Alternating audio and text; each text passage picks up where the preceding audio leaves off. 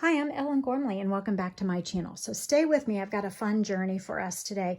So the other day, I taught this motif and the free instructions are in the description of that video, which I will link below. So this is the blanket square. It was used to make this Afghan in my book, Marvelous Crochet Motifs. And I put the full instructions for this motif and I showed you how to do it in a previous video. Okay, but while I was making the swatch on camera for you, I got to round 1, 2, 3, 4, 5, 6, and I thought, oh, I'm done making the motif for you guys. Basically, I should make this into a hat. So I did. So this is the one I taught you on camera. So to check out how to make rounds 1, 2, 3, 4, 5, and 6, go to this video to see how to make rounds 1 through 6. And then I stopped there and turned it into a hat. So I wanted to show you how I did that. So after round 6, with round 7, I double crocheted in each of the stitches around without increasing. This is what the join looks like.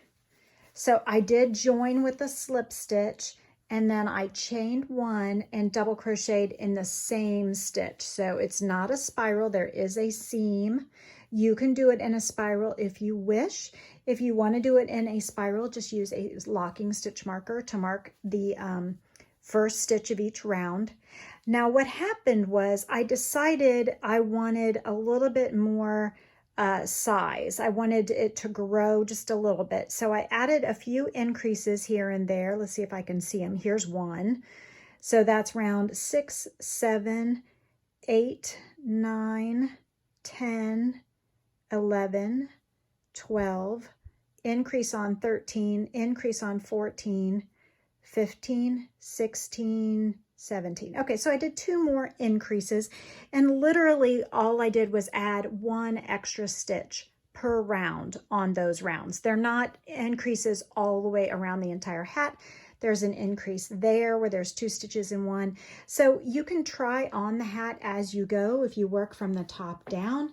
But as this ends up being, I did, let's see, let's count the rows, shall we?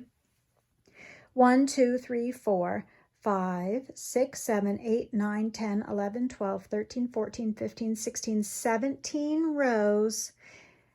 17 rows of double crochet. And then what I did was, let me rip back a little bit because I wanted to demonstrate this one for you. Then I did, the next row was single crochet in the magenta. Easy peasy, single crochet in the magenta, fastened off the magenta, and then I was just slip stitching with the blue to add a little bit of an interesting detail here. So this is what the inside of the hat looks like for the brim. There's the edge of the hat, and here's the outside edge that you're going to see when you're wearing it. So then I just was doing slip stitch all the way around. So easy, easy. So you can take motifs, even squares, and when you're at a nice circular point, that would make a great start for a hat. Now, in general, I have a video on hat math that I will link in the description below, but in general, when you get your flat circle to the point where the diameter from edge to edge, and you take that number and multiply it times pi, which is 3.41, or is it 3.14?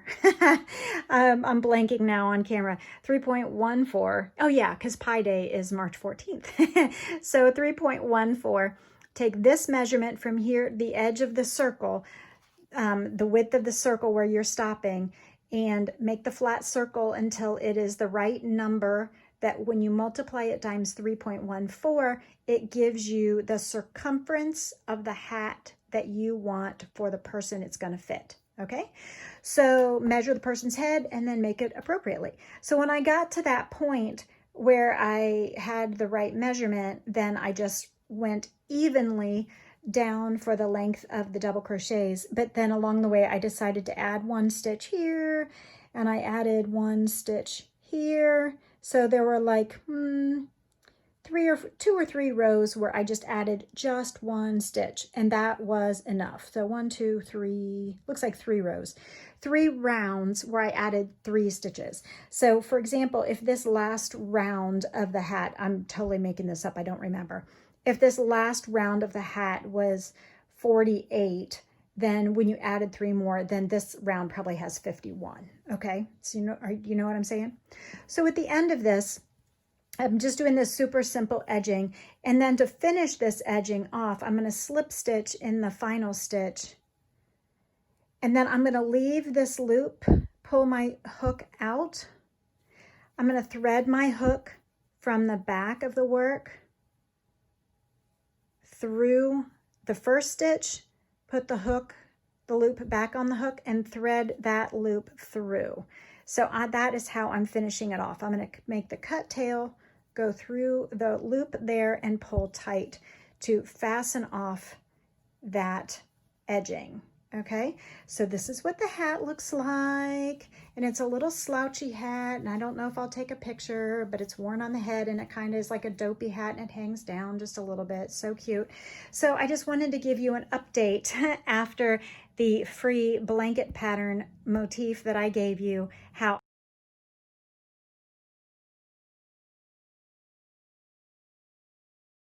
I turned it into a slouchy hat. And next up, if you are enjoying hats, let me show you that one of the next videos I'm doing is going to be the greenery hat.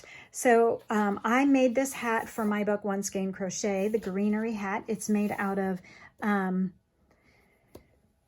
Red Heart Chic Sheep by Marley Bird yarn. And so I made it for Mara in white, or off-white ecru, and she loved it so much. She is asking for, and I don't have the yarn with me, she's asking for it in a crimson red that will go with her school colors. So I'm going to make one of these on camera, or show you some of the key tips to making the greenery hat.